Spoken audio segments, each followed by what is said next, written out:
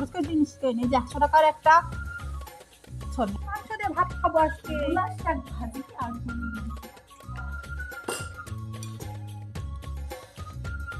আর সবাই কেমন আছে, কি অবস্থা? আমি আবার চলে এসেছি তোমাদের সাথে ঘ্যান ঘ্যান প্যান প্যান করতে। তো যাই হোক, আজকে আমি একটু অন্ধকার করতেছি না, আমি আজকে একটু রান্না বান্না করবো, সেই ভিডিওটা তোমাদের সাথে শেয়ার করবো। আজকে আমি কী রান্না করি সেটা তোমাদের সাথে শেয়ার করি। দদ্দি আজকে আমি রান্না করবো গরুর মাংস, মূলা শাকের ভাজি, আর কি জানি আর কি নিয়ে আসো, এগুলো তো খাবোই। তো চলো রান্না শুরু করি।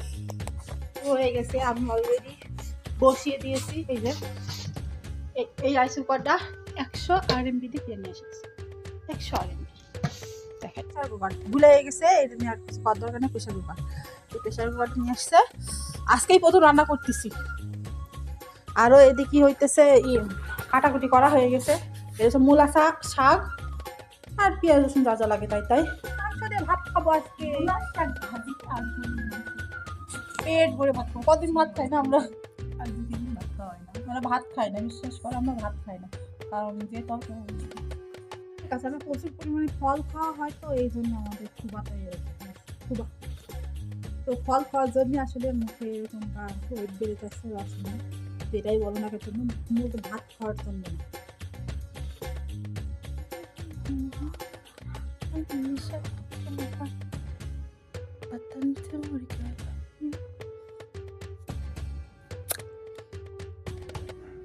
গরিব একটা দেশের টেবিলে নেই, জিনিস কিনলে এরকমই হয়। বলি যে একটু টাকা খরচ করে জিনিস কিনে যে 100 টাকার একটা সরি একটু টাকা নেই, 100 RMB দিয়ে একটা থেকে প্রেশার কুকার নিয়েছি। টি টি টি শব্দ হচ্ছে, আদৌ হবে কিনা সে খাইতে পারবো কিনা জানি না।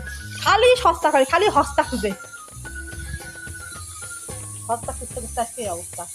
যে একটা পিস দিতে থেকে আবু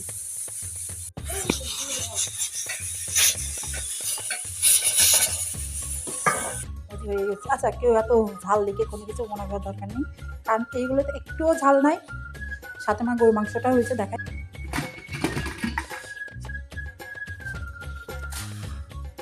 নিহারি টাইপ হয়েছে।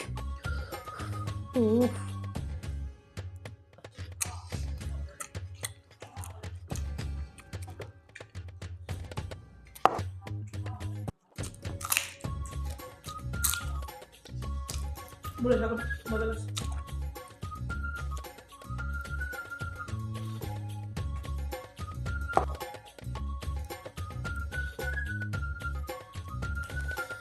মাংস পিস তো তুল তুল করছে।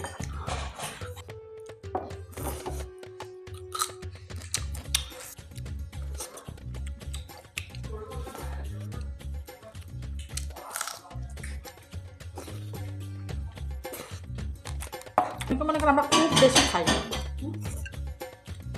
কিন্তু একদম ভুল। এক গ্লাস পানি যদি খাই তাও মনে হয় যে আসলে গত 3-4 দিন আমরা দুপুরে কোনো ভাতই খাই না।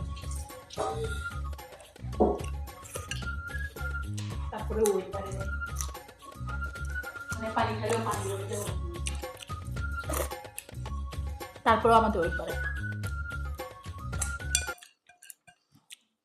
তো আলহামদুলিল্লাহ খাওয়া দাওয়া। তো সবাই ভালো থাকবেন, সুস্থ থাকবেন, আল্লাহ হাফেজ।